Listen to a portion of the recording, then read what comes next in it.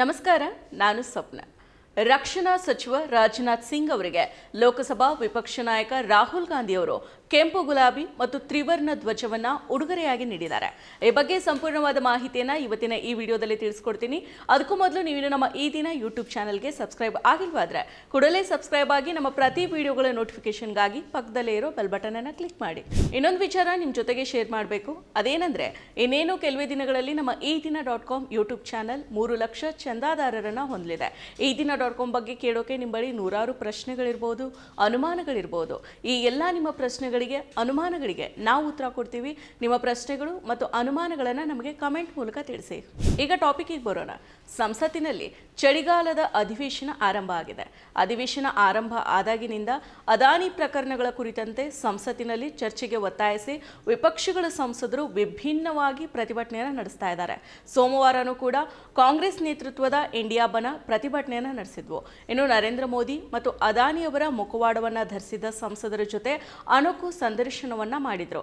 ಅಲ್ಲದೆ ಮಂಗಳವಾರವೂ ಕೂಡ ಮೋದಿ ಮತ್ತು ಅದಾನಿಯವರ ವ್ಯಂಗ್ಯ ಚಿತ್ರಗಳಿದ್ದ ಬ್ಯಾಗ್ಗಳನ್ನ ಕುತ್ತಿಗೆಗೆ ನೇತು ಹಾಕೊಂಡಿದ್ರು. ಈ ಚೀಲದ ಬದಿಯಲ್ಲಿ ಮೋದಿ ಅದಾನಿ ಭಾಯ್ ಭಾಯ್ ಅಂತ ಬರೆಯಲಾಗಿತ್ತು. ಈ ವೇಳೆ ಸಂಸದರು ಮೋದಿ ಅದಾನಿ ಏಕ್ ಹೇ ಅಂತ ಮೋದಿ ಅದಾನಿ ವಿರುದ್ಧ ಘೋಷಣೆಗಳನ್ನ ಕೂಗಿದ್ರು.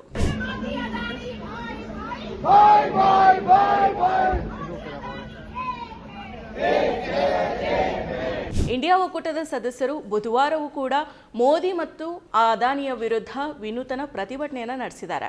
ರಾಹುಲ್ ಗಾಂಧಿ ನೇತೃತ್ವದಲ್ಲಿ ವಿರೋಧ ಪಕ್ಷದ ಸಂಸದರು ತಮ್ಮ ಬಿಜೆಪಿ ಸಹವರ್ತಿಗಳಿಗೆ ಗುಲಾಬಿ ಮತ್ತು ತ್ರಿವರ್ಣ ಧ್ವಜವನ್ನು ನೀಡಿದ್ದಾರೆ. ಮಾಸ್ಕ್, ಟಿ ಶರ್ಟ್ಗಳು ಮತ್ತು ಬ್ಯಾಗ್ಗಳ ನಂತರ ಕಾಂಗ್ರೆಸ್ ಸಂಸದರು ಎನ್ಡಿಎ ಸಂಸದರಿಗೆ ಗುಲಾಬಿ ಹೂಗಳು ಮತ್ತು ರಾಷ್ಟ್ರ ಧ್ವಜವನ್ನು ನೀಡೋ ಮೂಲಕ ವಿಭಿನ್ನವಾಗಿ ಪ್ರತಿಭಟನೆಯನ್ನು ನಡೆಸಿದ್ದಾರೆ.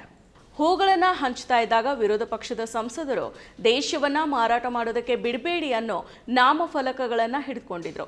ನಾವು ರಾಷ್ಟ್ರಧ್ವಜವನ್ನ ವಿತರಿಸಿ ದೇಶವನ್ನ ಮಾರಾಟ ಮಾಡದೆ ಮುಂದಕ್ಕೆ ಕೊಂಡೊಯ್ಯುವಂತೆ ವಿನಂತಿ ಮಾಡ್ತಾ ಇದ್ದೇವೆ. ದುರದೃಷ್ಟವಶಾತ್ ಅದಾನಿ ದೇಶವನ್ನ ನಡೆಸ್ತಾ ಇರೋದನ್ನ ನಾವು ನೋಡ್ತಾ ಇದ್ದೀವಿ.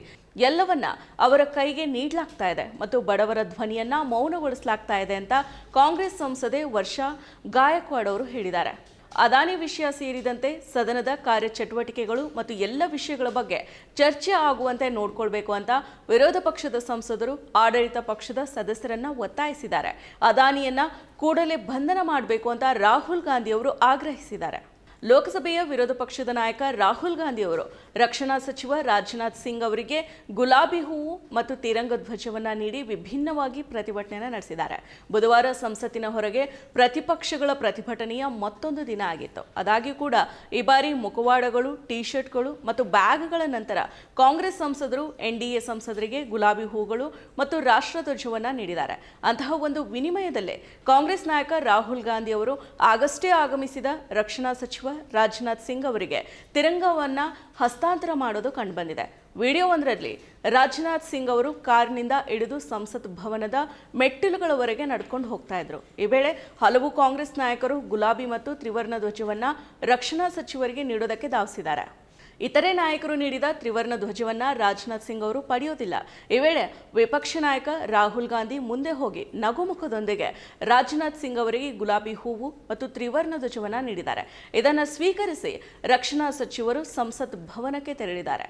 ಇನ್ನು ರಾಹುಲ್ ಗಾಂಧಿ ಮಾತ್ರ ಅಲ್ಲ, ಪ್ರಿಯಾಂಕಾ ಗಾಂಧಿ ವಾದ್ರಾ ಮತ್ತು ಜಾರ್ಖಂಡ್ ಮುಕ್ತಿ ಮೋರ್ಚಾ ಮತ್ತು ತಮಿಳುನಾಡಿನ ಆಡಳಿತಾರೂಢ ದ್ರಾವಿಡ ಮುನ್ನೇತ್ರ ಕಳಂಗನಂತಹ ಮಿತ್ರ ಪಕ್ಷಗಳ ಸಂಸದರು ಗುಲಾಬಿಗಳು ಮತ್ತು ಧ್ವಜಗಳೊಂದಿಗೆ ಬಿಜೆಪಿ ಸಂಸದರನ್ನ ಕಾಯ್ತಾ ಇದ್ರು.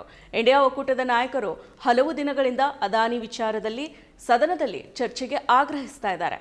ಸಂಸತ್ತಿನಲ್ಲಿ ವಿಪಕ್ಷಗಳು ಮತ್ತು ಬಿಜೆಪಿ ನಡುವೆ ಸಂಘರ್ಷ ನಡೀತಾ ಇರೋ ನಡುವೆನೇ ರಾಜನಾಥ್ ಸಿಂಗ್ ಅವರಿಗೆ ಈ ಉಡುಗೊರೆಯನ್ನ ನೀಡೋ ಮೂಲಕ ವಿಪಕ್ಷ ನಾಯಕರುಗಳು ವಿನೂತನವಾಗಿ ಪ್ರತಿಭಟಿಸಿದ್ದಾರೆ.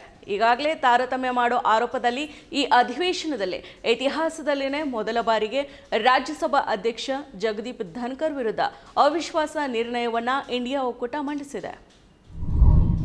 ಮತ್ತಷ್ಟು ವಿಶೇಷ ವಿಡಿಯೋಗಳನ್ನು ನೋಡಲು ಮತ್ತು ಹೊಸ ವಿಡಿಯೋಗಳ ಬಗ್ಗೆ ತಿಳಿಯಲು ಈ ದಿನ.com ಯೂಟ್ಯೂಬ್ ಚಾನೆಲ್ ಸಬ್ಸ್ಕ್ರೈಬ್ ಮಾಡಿ ಮತ್ತು ಬೆಲ್ ಐಕಾನ್ ಕ್ಲಿಕ್ ಮಾಡಿ.